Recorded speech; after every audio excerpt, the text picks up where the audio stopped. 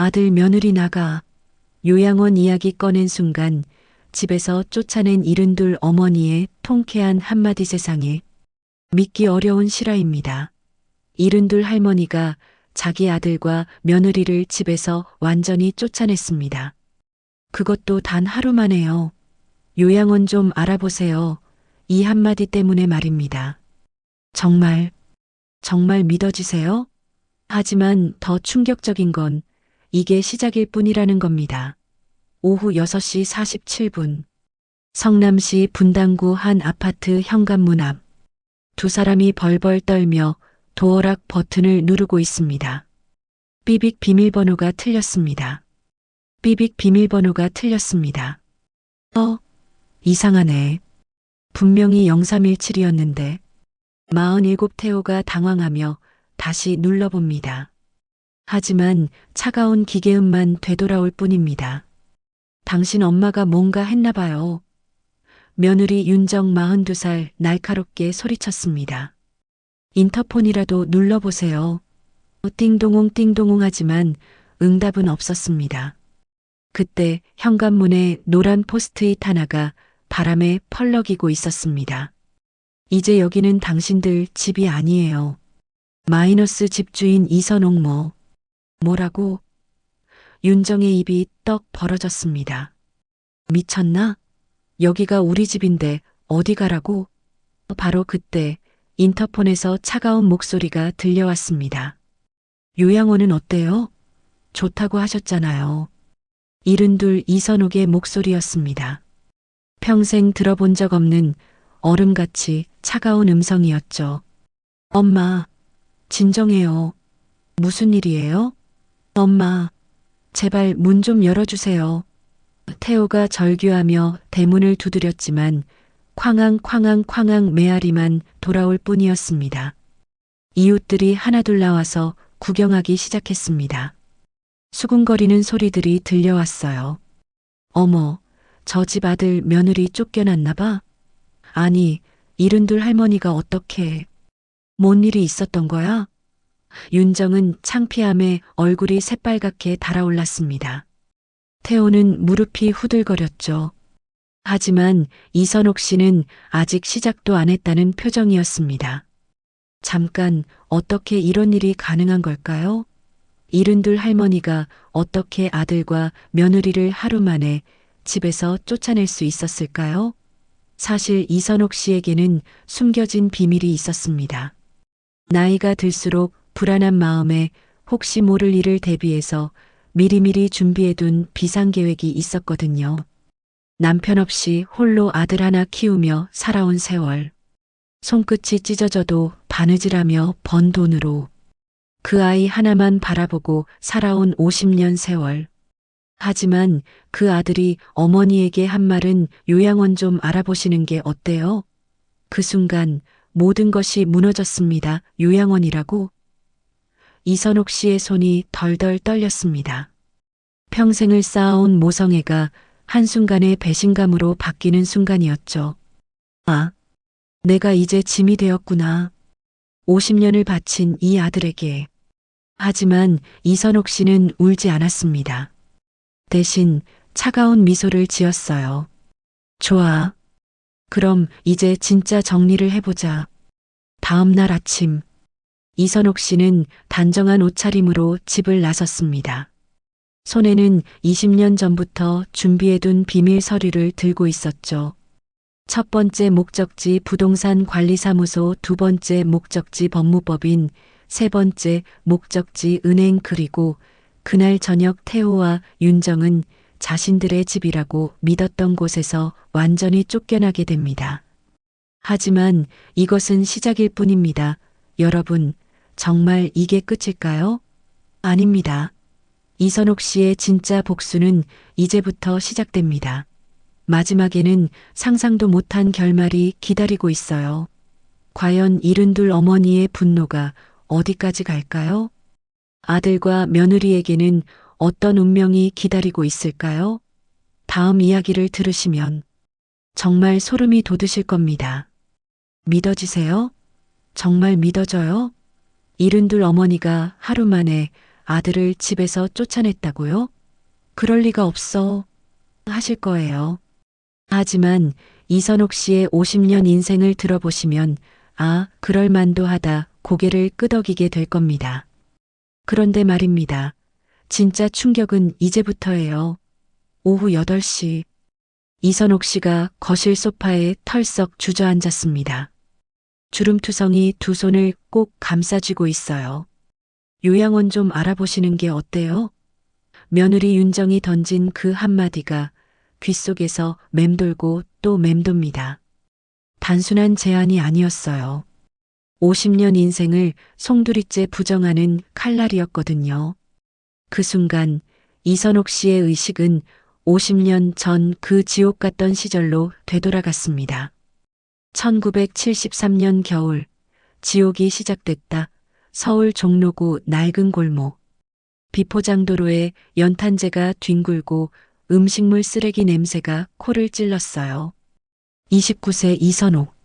3살짜리 태호를 업고 한복집 문을 두드렸습니다. 사장님, 바느질 일감 있으면 저 좀 주세요. 어머니한테 배운 솜씨로 정말 열심히 하겠습니다. 남편이 교통사고로 세상을 떠난 지 한 달. 월세 3만 원도 못 낼 형편이었어요. 바느질 할 줄 알아? 네. 어머니한테 배워서 웬만한 건 다 할 수 있어요. 그날부터 새벽 4시가 그녀의 하루였습니다. 연탄 한 장 아껴가며 얼어붙은 손으로 아들 기저귀를 빨았어요. 엄마, 추워. 3살 태호가 떨며 매달렸지만 이선옥은 재봉틀을 멈출 수 없었습니다. 이 손이 갈라져도 일을 해야 태호랑 먹고 산다. 매일 밤 재봉틀 바늘에 손가락이 찔렸어요. 따끔따끔 피가 한 방울씩 떨어져도 바늘을 놓지 않았습니다. 겨울이면 손등은 동상으로 퉁퉁. 그럴 때마다 손목엔 바늘 자국이 하나씩 늘어갔어요. 바느질로 번 돈으로는 쌀랑 가마니도 빠듯해. 1974년 봄. 태호가 심하게 앓았어요. 우유를 먹여야 해요. 영양실조거든요. 의사가 처방전을 내밀었지만 이선옥 주머니엔 500원밖에 없었어요. 분유 한 통이 1,200원. 700원이 부족해. 어떻게 하지? 어떻게? 그날부터 이선옥은 자신의 식사를 못했습니다. 3일간 물과 소금만 먹으며 분유값을 모았어요. 태호만 먹이면 돼. 나는 배가 고파 잠이 안 와도 그 한 마음으로 버텨머요. 나흘째 되던 날, 빨래를 하던 이선옥이 갑자기 쓰러졌습니다. 엄마, 엄마. 3살 태호가 어머니를 흔들며 울음을 터뜨렸죠. 이웃집 김할머니가 어머, 이것 봐. 내 엄마가 급히 달려와 이선옥을 발견했어요. 어머, 이것 봐. 세상에 애 엄마가. 다행히 이선옥은 깨어났지만 그 일이 있고 나서 이선옥은 더욱 악착같이 살았어요. 절대 쓰러질 수 없어. 태호 때문에. 태호가 초등학교에 들어갔어요.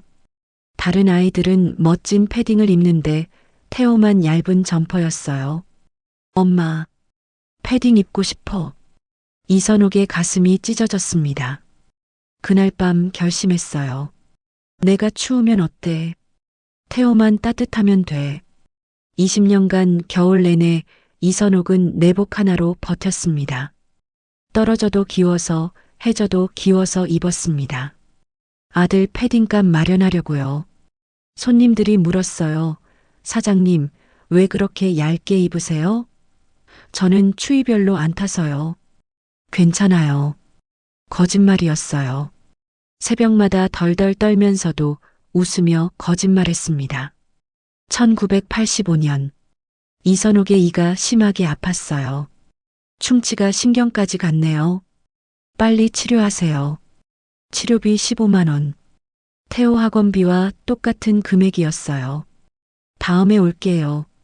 이선옥은 그냥 돌아섰습니다. 그 후로 20년. 이가 아플 때마다 진통제만 먹었어요. 태호 교육비가 우선이야. 드디어 태호가 대학을 졸업했어요. 그제서야 이선옥이 치과에 갔습니다. 어머니, 이가 이렇게 될 때까지 왜 안 오셨어요? 의사가 깜짝 놀랐어요. 이 대부분이 썩어 문드러져 있었거든요. 내 사정이 좀 있었어요. 마음속으로는 괜찮아요. 아들만 잘 되면 돼요. 1998년 태호 대학 졸업식. 이선옥은 맨 뒤 구석에 서 있었어요. 낡은 한복 차림의 남루한 모습이 부끄러웠거든요. 졸업, 김태호? 단상에 오른 아들을 보며 이선옥은 조용히 울었습니다. 해냈다. 내가 해냈어. 이 손이 부러져도 얘만은 잘 키우자던 그 다짐을 지켜낸 순간이었어요. 하지만 태호는 몰랐어요. 어머니가 거기 서 있다는 것도. 졸업 후 친구들과 술 마시러 가버렸거든요. 엄마, 나중에 봐야지. 태호가 광고회사 과장이 됐어요. 월급 400만 원. 이선옥은 정말 자랑스러웠습니다. 이제 좀 편하게 살 수 있겠다.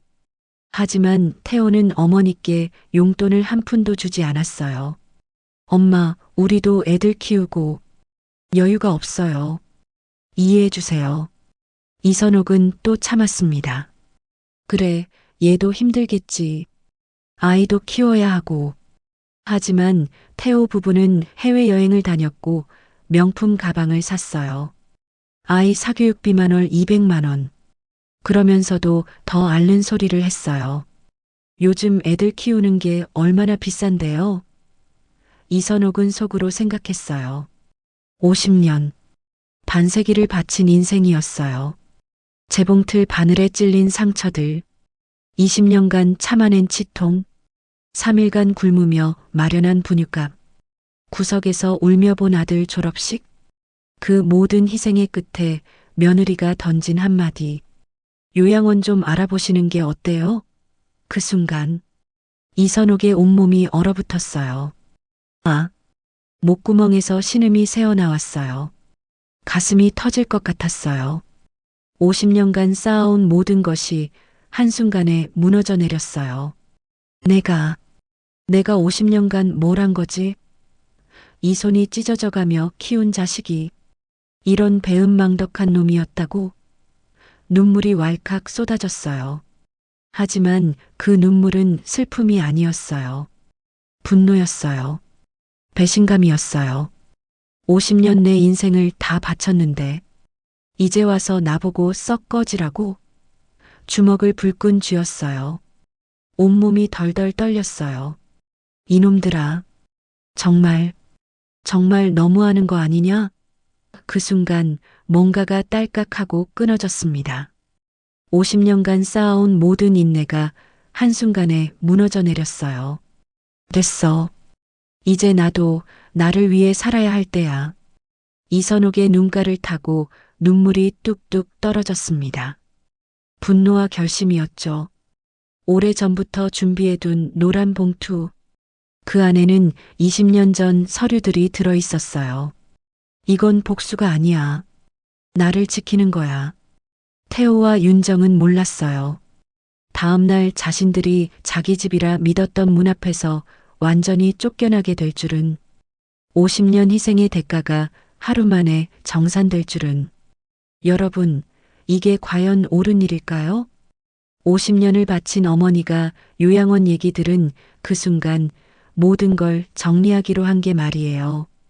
다음 이야기를 들으시면 더욱 충격적인 진실이 밝혀집니다. 반평생을 희생한 어머니가 여러분이라면 어떻게 하셨을까요? 이불에서 냄새가 나요. MSG 냄새가 진동을 해서 먹기 싫어요. 요양원 상담은 이미 해놨어요. 믿어지세요? 정말 믿어져요? 어머니에게 친아들과 며느리가 한 말입니다. 자식을 위해 희생한 그 어머니에게 말이에요. 하지만 이선옥 씨는 그날 밤 반격을 준비했습니다.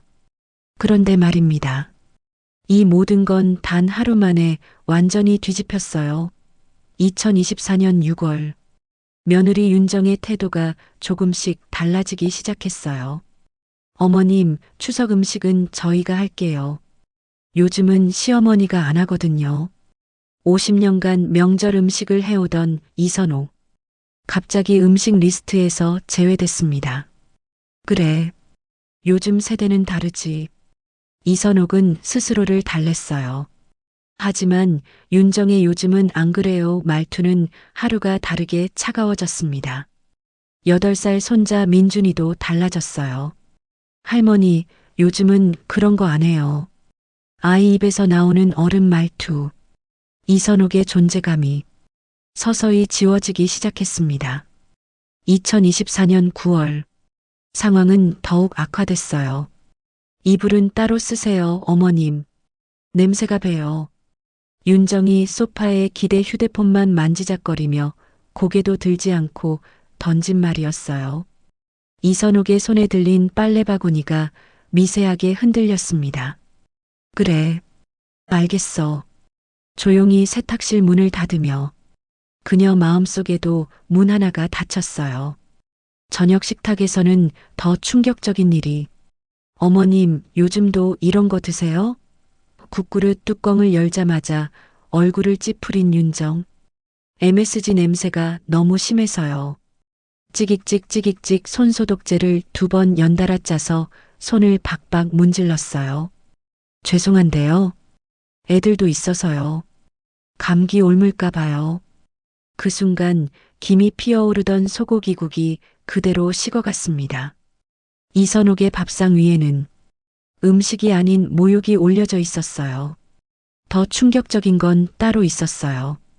이선옥이 화장실을 사용한 후 윤정이 즉시 달려가서 슈 소독제를 사방에 뿌려댔어요.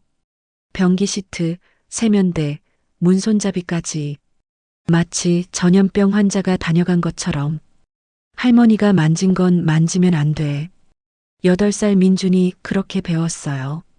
세탁기 사용 시간도 지정됐어요. 오전 10시 이후에만 쓰세요. 어머니 옷은 저희 옷이랑 같이 돌리면 안 되거든요. 이선옥은 더는 부엌에도 거실에도 자신의 자리를 찾을 수 없었어요. 2024년 11월. 모욕은 극에 달했습니다. 어머님, 병원에서 치매 검사나 받으세요. 며느리 윤정이 대놓고 말했어요. 요즘 깜빡깜빡 하시잖아요. 혹시 모르니까요. 미리 알면 좋잖아요. 아들 태호는 또 침묵했어요. 눈도 마주치지 않았죠. 엄마, 요양원 친구들이랑 살면 안 돼요? 결국 아들 입에서도 나왔어요. 우리도 힘들어요. 손자 민준이는 친구들에게 말했어요. 우리 집에 할머니 있는데 냄새나. 그래서 친구들 못 와. 할머니 때문에 친구들이 놀러 안 와요. 8살 아이가 할머니를 원망하도록 교육받았어요. 마침내 그날이 왔어요. 어머님 감기는 오래가네요. 윤정이 국을 데우다 말고 툭 던졌어요. 이번 기회에 하남시청 요양원 프로그램 한번 보세요. 이선옥의 젓가락이 국물 속에 툭 떨어졌어요. 상담은 이미 받아놨어요. 더 치명적인 멘트가 이어졌어요. 예약은 안 했고요. 혹시 모르니까요. 다 어머님 편하시라고. 이선옥은 미동도 없이 앉아 있었어요. 입꼬리를 미세하게 떨며 웃었지만 그 웃음 아래엔 깨진 유리 같은 감정이 숨겨져 있었어요. 그날 밤 11시. 태호의 노트북 화면이 켜져 있었어요. 요양원 상담 마이너스 하남애들마을 실버센터 예약 시간 내일 오후 3시 메모 상담 끝나면 계약서 가져오기. 계약서. 이선옥의 손이 화면 위에서 떨렸어요. 온몸이 얼어붙었습니다. 이미 다 계획된 일이었던 거예요. 짐 싸둘 박스까지 미리 준비해뒀더라고요. 어차피 갈 곳이니까 빨리 결정하세요. 윤정이 남편에게 보낸 카톡 메시지까지 봤어요. 그 순간 이선옥은 결심했어요. 조용히 옷장에서 오래된 서류철을 꺼냈습니다. 20년 전 아들 명의로 집 산 날의 잔금, 이체 내역 등기권리증 사본 변호사 명함 명의 이전 보류각서 마지막 페이지에는 이선옥의 필체로 이렇게 적혀 있었어요. 언젠가 상황이 바뀔지도 모른다. 그날이 오면 나를 먼저 정리하자. 20년 전부터 준비해 온 것이었어요. 12월 16일 오전 8시. 태호와 윤정이 평소처럼 출근했어요. 이선옥은 단정한 옷차림으로 집을 나섰습니다. 첫 번째 목적지 부동산 사무소 이 집 정리하려고요. 집문서 명에 제 이름으로 다시 하려고 해요. 어머니, 이건 아드님 명의인데요? 부동산 속의 직원이 놀랐어요. 잔금 제가 냈고 명예 이전 보류로 해두었어요. 서류 다 갖고 있어요. 이선옥이 노란 봉투를 내밀었어요. 이제 진짜 주인이 누군지 알려줘야겠네요. 편의점에서 포스트잇을 샀어요. 이 번호는 사용할 수 없습니다. 당신들 집도 내 마음도. 이선옥. 퇴근한 태호와 윤정이 도어락 앞에서 진동벨을 눌렀어요. 삐빅삐빅 비밀번호가 틀렸습니다. 그들의 손엔 아무것도 남지 않았어요. 이선옥. 그녀는 오늘 진짜 집의 주인이 되었습니다. 6개월간의 모욕, 3개월간의 혐오, 1개월간의 존재 부정, 그 모든 것의 대가를 하루 만에 치러준 것이죠. 하지만 여러분, 사실 이선옥 씨가 아들 집에 온 이유는 감기 때문이 아니었어요. 평소 아들 며느리 행동이 수상하다고 느꼈거든요. 얘들이 나를 어떻게 생각하는지 직접 확인해 보자. 그래서 핑계를 대고 아들 집에서 함께 생활해 본 거였어요. 그 결과는 상상 그 이상이었습니다. 이게 끝일까요? 아닙니다. 누군가 그랬습니다. 가장 가까운 사람이 가장 잔인해질 수 있다고요. 이선옥 씨 자신이 50년간 키운 아들과 함께 밥을 먹던 며느리에게서 사라지라는 말을 들었습니다. 그런데 말입니다. 그녀는 사라지지 않았습니다. 오히려 그들을 사라지게 했죠. 어떻게 이런 일이 가능할까요? 이윤들 노모가 어떻게? 그 비밀은 태호와 윤정이 평소처럼 출근했어요. 엄마, 저희 늦어요. 저녁에 요양원 얘기 다시 해요. 쾅 현관문이 닫혔습니다. 그 순간 이선옥은 거울 앞에 앉았어요. 단정하게 머리를 빗으며 오늘만큼은 구겨진 잠옷도 훌쩍이는 기침도 없었습니다. 이제 나를 지킬 시간이다. 이선옥이 옷장에서 꺼낸 건 낡은 서류 가방 하나. 하지만 그 안에는 상상도 못한 것들이 들어있었어요. 20년 전 집 매매 계약서, 원본명의 이전 보류각서, 이선옥 서명장금 2억 원 이체, 증빙서류 등기권리증, 진본 법무법인 다온 조 변호사 명함 그리고 통장. 한복 사업으로 몰래 모은 비상금 2억 3천만 원이 고스란히 20년간 준비해왔어. 이선옥의 눈빛이 차가우면서도 단단했어요. 언젠가 이런 날이 올 줄 알았거든. 오전 9시 30분. 안녕하세요. 이선옥이 조용하지만 확신에 찬 목소리로 말했어요. 이 아파트 명의는 제 아들 이름이지만 잔금 전액은 제 통장에서 나갔습니다. 부동산 중개계 직원이 서류를 하나씩 확인했어요. 이거 정말이네요?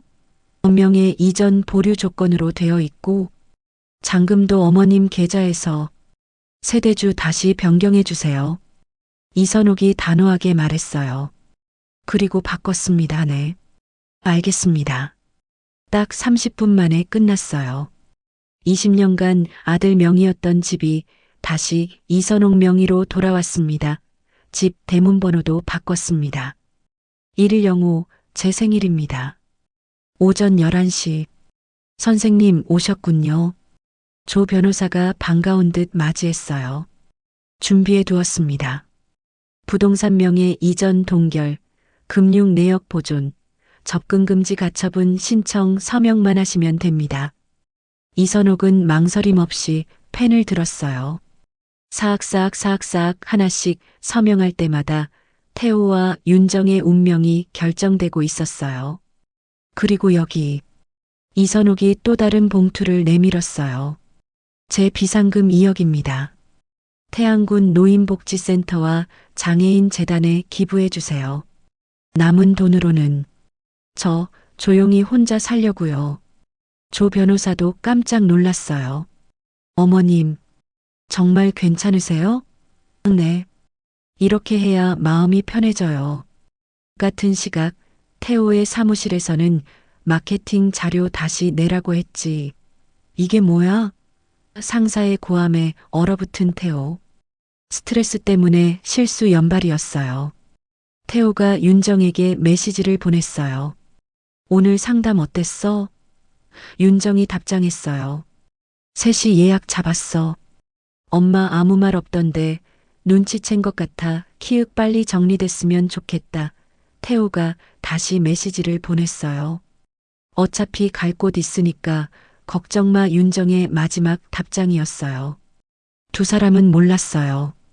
바로 그 순간 자신들의 인생이 완전히 뒤바뀌고 있다는 것을, 이선옥의 조용한 복수가 이미 시작됐다는 것도.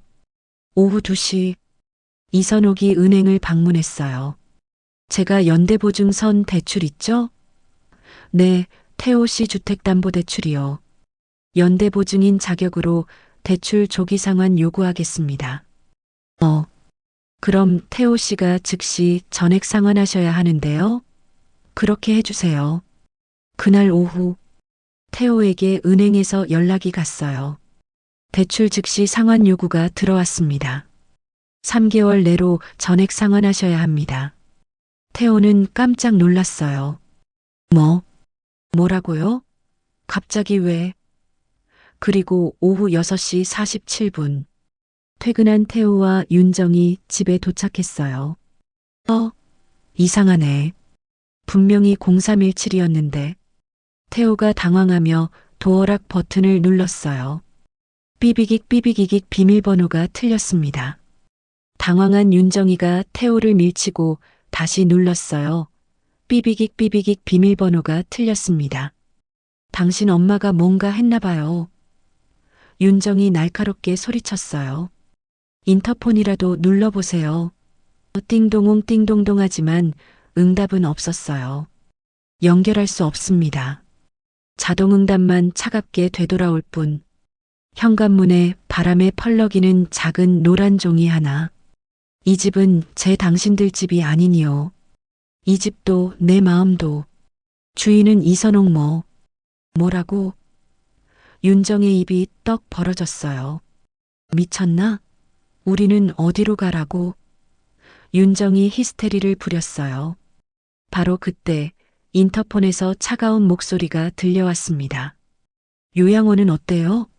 좋다고 하셨잖아요. 이선옥의 목소리였습니다. 평생 들어본 적 없는 얼음같이 차가운 음성이었어요. 엄마, 진정해요. 무슨 일이에요? 태호가 인터폰을 향해 절규했지만 뚜 인터폰이 끊어져 버렸습니다. 아무리 눌러도 더 이상 연결되지 않았어요. 어머, 저 집 아들 며느리 쫓겨났나 봐? 아니, 72 할머니가 어떻게, 뭔 일이 있었던 거야? 하나둘 나와서 구경하는 이웃들. 수군거리는 소리가 사방에서 들려왔어요.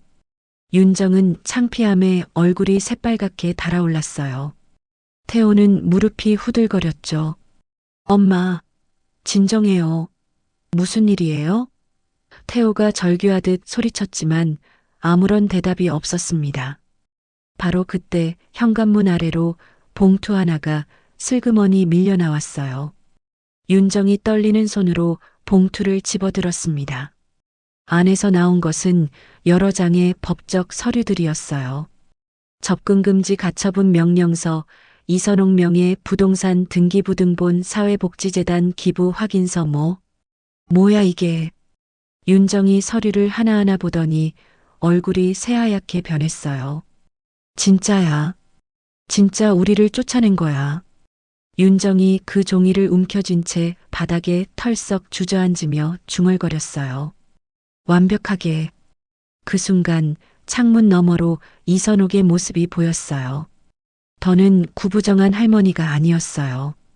어깨를 쭉 펴고 당당하게 서 있는 72 여성이었죠. 이제 못 참겠어요. 효도는 선택이지만 무시는 용서 못해요. 내가 키운 건 아들이 아니라 원수였네요. 그녀의 목소리에는 50년 울분과 마지막 결심이 묻어 있었어요. 이선옥 씨는 그렇게 자신을 요양원으로 내몰던 아들과 며느리를 자기 집에서 퇴거시켰습니다. 손으로 키운 아들을 입으로 내보낸 하루. 그러나 그녀는 말합니다. 이건 복수가 아니라 정리였다고. 하지만 여러분, 이게 끝이 아닙니다. 진짜 충격적인 결말은 그 한마디에 인생을 바친 어머니는 결심했어요. 내 인생, 이제부터 내가 지킨다. 당신 요즘 왜 이래? 기본도 안 돼. 직장에서 연달아 실수. 스트레스 때문에 프레젠테이션 엉망 거래처에서 클레임 폭주 결국 인사징계 받았어요.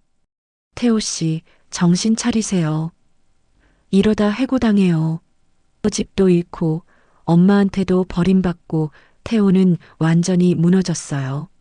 신용카드 정지로 생활비도 없어서 동료들한테 돈 빌리러 다녔지만 불효자한테 왜 돈을 빌려줘? 모두 외면했어요. 학원비 3개월치 밀렸는데 언제 주실 거예요?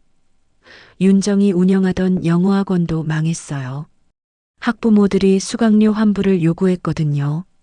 원장님 집안 사정 소문 들었는데 애들 맡기기 불안해요. 수강생들이 우르르 빠져나갔고 임대료도 못 내서 쫓겨났어요. 내용 증명 한 통 계약 해지, 즉시 퇴거집도, 직장도, 돈도, 체면도 모든 걸 잃었어요.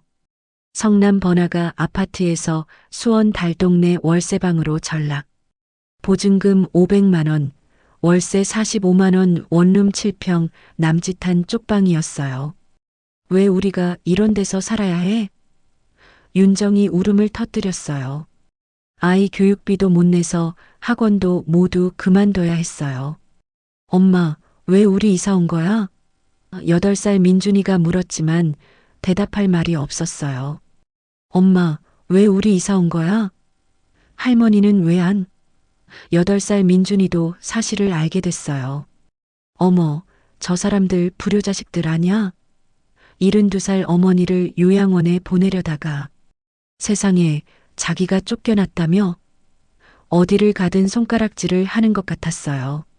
마트에서도 은행에서도 수군거리는 소리가 꼭 저희들한테 하는 것만 같았어요. 윤정은 모자를 깊숙이 눌러 쓰고 고개를 숙이고 다녔어요.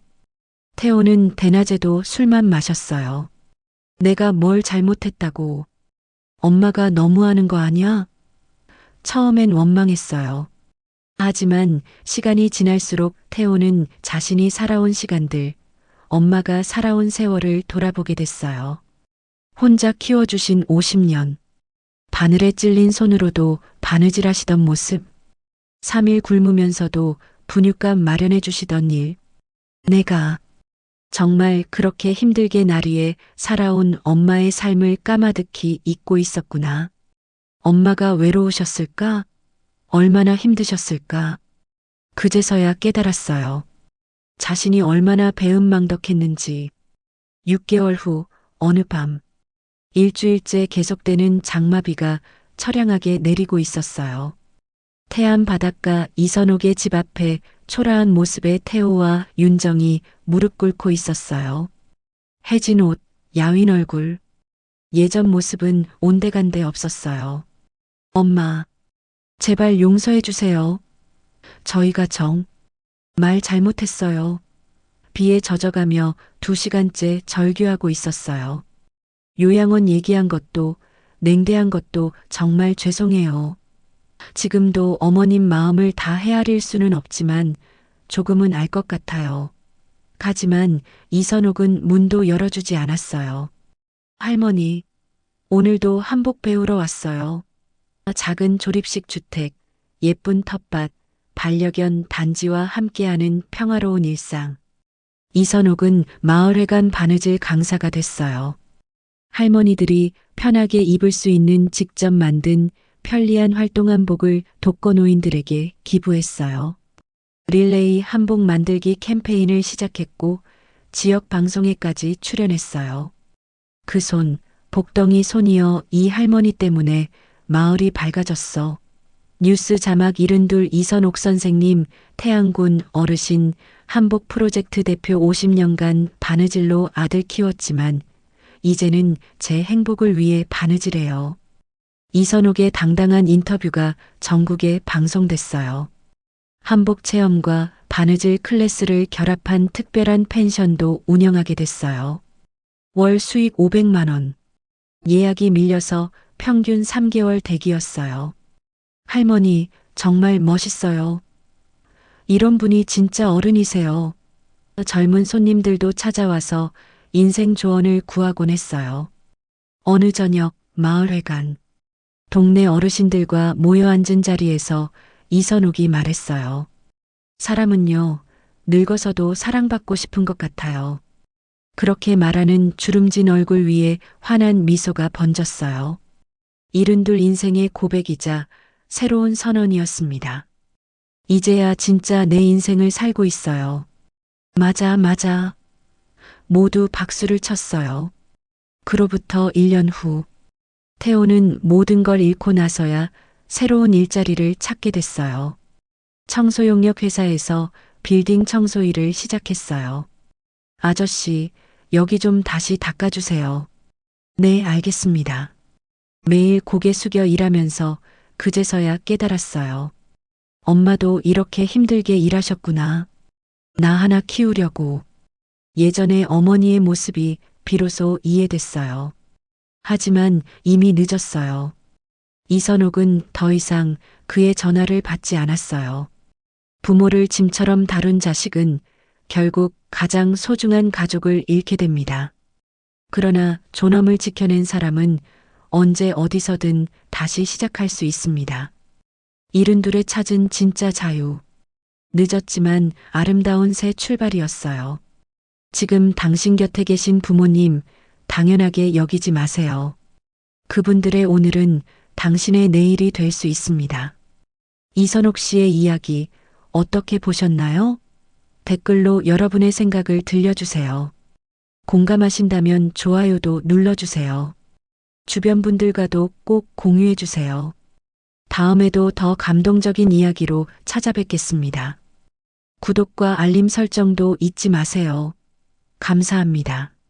사랑합니다.